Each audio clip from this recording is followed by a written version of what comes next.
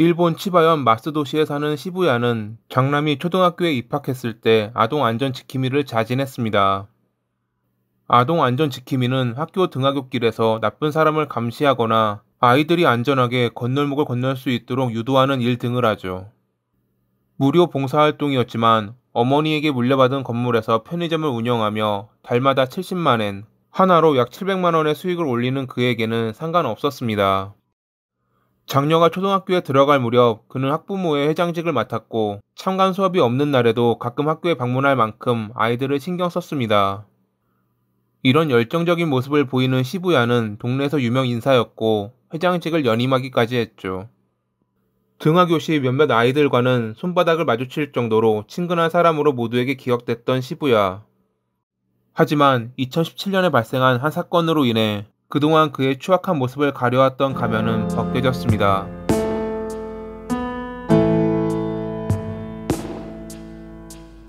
1971년 4월 14일에 일본 치바현 마쓰도시에서 태어난 그는 어릴 적부터 유복하게 자랐습니다. 아버지는 우체국 직원이었지만 괜찮은 땅들을 소유하고 있어 거기서 나오는 수입이 꽤 많았거든요. 부모님이 이혼했을 때도 그는 어머니를 따라갔지만 아버지가 어느 정도 재산을 주었기에 모자람 없이 살아갈 수 있었습니다. 몸집이 컸지만 조용하고 별다른 문제를 일으키지 않는 아이. 그것이 초등학교 때까지 남들 눈에 비친 시부야의 모습이었습니다. 원래 이런 사람들이 화나면 완전히 다른 모습을 보여준다고 했던가요?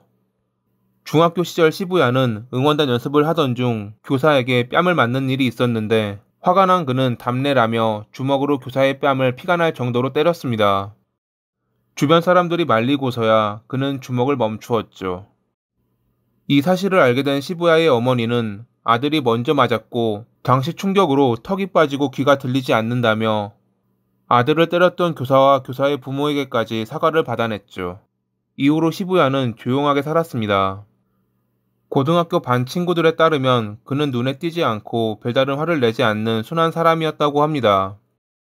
고등학교를 졸업한 뒤 조리사 전문학교에 들어갔고 이후 다른 지역에서 양돈업에 종사했지만 사업에는 소질이 없었는지 금방 말아먹었고 그 뒤로도 하는 일마다 그리 잘 되지는 않았습니다.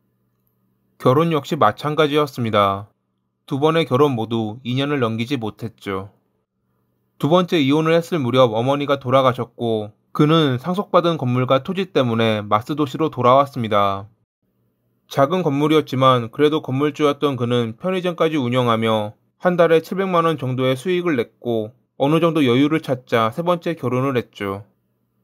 두 아이까지 낳으며 안정된 가정을 꾸렸던 그는 앞서 말씀드린 것처럼 장남이 초등학교에 들어갈 무렵 아동 안전 지킴이를 하기 시작했습니다. 그에게 동조한 몇몇 이들도 시간이 나는 경우 아이들의 등하굣길에 아동 안전 지킴이를 했다고 합니다. 2016년에는 장녀가 초등학교에 입학하자 학부모회 회장이 됐고 2년을 연임했지만 회장의 임기를 3년으로 늘리고 싶다는 열정적인 모습을 보였죠. 원래 학부모회 회장이라는 것이 귀찮은 직책이었기에 사람들은 그의 연임을 달가워했다고 합니다. 아이들에게 항상 친절한 듯 보였지만 사실 그는 남아와 여아에게 대하는 태도가 달랐습니다. 여아에겐 상냥하게 웃어주며 무엇이든 다 받아주었지만 남아의 경우 조금만 실수해도 꾸짖었습니다. 어떤 아이는 그에게 까불지 마라라는 소리를 들었다고 말하기도 했죠. 그러던 중 2017년 3월 24일에 그의 집 인근에 사는 린이라는 여학생이 학교에 간다며 집을 나간 뒤 실종되는 일이 발생합니다. 학교까지는 도보로 약 10분 정도 거리로 자택 인근에 있는 보안 카메라에는 학교로 향하는 린의 모습이 찍혀 있었지만 보안 카메라가 없는 길목을 지나 매일 같은 자리에서 아동 안전 지킴이를 하던 미호코는 그녀를 보지 못했다고 증언했습니다. 즉 200m도 안 되는 짧은 거리에서 그녀는 사라진 것입니다.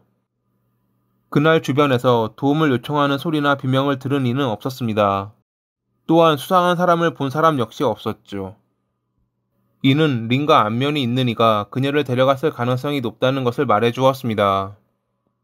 경찰은 물론 주민들까지 린이 살아있기를 바라며 주변을 돌아다녔지만 이틀 뒤 그녀는 자택으로부터 약 12km 떨어진 배수로에서 사망한 채 발견됐습니다. 교살의 흔적으로 보아 살해된 것이 분명했죠. 린이 발견된 다음 날 그녀가 발견된 장소로부터 약 20km 떨어진 하천에서 그녀의 책가방과 옷이 추가로 발견됐습니다. 한편 미호코는 매일 아동 안전 지킴이를 했던 시부야가 린이 사라진 날 아침 등하굣길에는 아무 말도 없이 오지 않았고 심지어 그녀를 찾는 일에도 참여하지 않았던 점을 이상하게 여겼습니다. 아이들의 안전에 그리 열성적이었던 그가 정작 사건이 발생했을 때는 아무 반응도 보이지 않는 것은 무언가 이상해 보였죠. 분명 미심쩍은 면이 있었지만 이러한 사소한 의심으로 신고하긴 좀 그랬기에 미호코는 경찰에 이를 알리지 않고 조용히 있었습니다. 하지만 경찰은 이미 시부야를 용의자로 염두에 두고 있는 상태였죠. 사건 당일 낮에 그의 차가 린의 유류품이 발견된 하천 부근을 몇 번이나 오가는 모습과 그날 밤에는 자기 집 주차장이 아닌 린이 발견된 현장 부근에 차를 주차하는 모습이 지역 보안 카메라에 찍혀 있었던 것입니다. 게다가 탐문 수사 중 미호코가 마지못해 그를 의심했던 것을 털어놓자 경찰은 시부야를 집중적으로 조사하기 시작했습니다. 그러던 중 그가 소유하고 있는 캠핑카에서 중요한 증거를 발견했던 경찰. 1년에 몇 번 사용하지 않는다는 그의 캠핑카 내부에서 발견된 넥타이에서 린의 DNA가 검출된 것입니다. 당시 그녀를 검시했던 검시관은 범행 도구를 특정할 수는 없지만 좁은 폭의 비교적 부드러운 끈 모양일 것이라 추측했는데 이 때문에 그의 캠핑카에서 발견된 넥타이를 경찰은 범행 도구로 의심했고 검사 결과 린의 DNA가 발견됐던 것이었죠. 또한 범행 당일 그가 사용한 차 내부에서도 린의 혈흔이 발견됐습니다. 이를 증거로 경찰은 그를 체포했고 린의 몸에서 발견된 타액과 시부야의 DNA를 비교한 결과 일치한다는 것을 밝혀냈습니다. 평소 안면이 있던 린을 등굣길에 납치해 캠핑카로 데려와 성폭행한 뒤 교살했고 혼선을 주기 위해 유류물과 시신을 따로 유기했다는 것이 검찰의 생각이었습니다. 하지만 시부야는 모든 범행을 부인했습니다.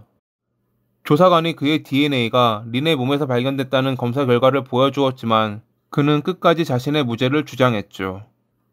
재판에서 역시 그는 변호사를 통해 검찰의 증거 조작일 가능성이 있다며 무죄를 주장했지만 검사를 진행했던 주임 연구원이 검찰 측 증인으로 나오며 그의 주장은 끝내 힘을 잃었습니다. 그럼에도 여전히 무죄를 주장하던 그는 린의 부모에게 다음과 같은 말을 하기도 했죠. 아동 안전 지킴이 활동을 하고 있는데 아이를 지키지 못해 죄송합니다. 저는 아이들의 등교를 매일 지켜봅니다. 아이에게서 눈을 떼지 않는 것은 부모의 의무거든요. 이는 마치 린이 범행 대상이 된 것은 지켜보지 않은 부모의 탓이다라고 말하는 느낌이었기에 그는 많은 비난을 받았죠. 검사는 철면 피의인 그에게 사형을 구형했지만 2018년 7월 6일 선고 공판에서 치바 지방법원은 무기징역을 선고했습니다. 시부야는 형이 무겁다, 검찰은 형이 가볍다라며 서로 항소했지만 2021년 3월 23일에 재판부는 쌍방의 항소를 모두 기각하며 1심 선언을 지지했죠.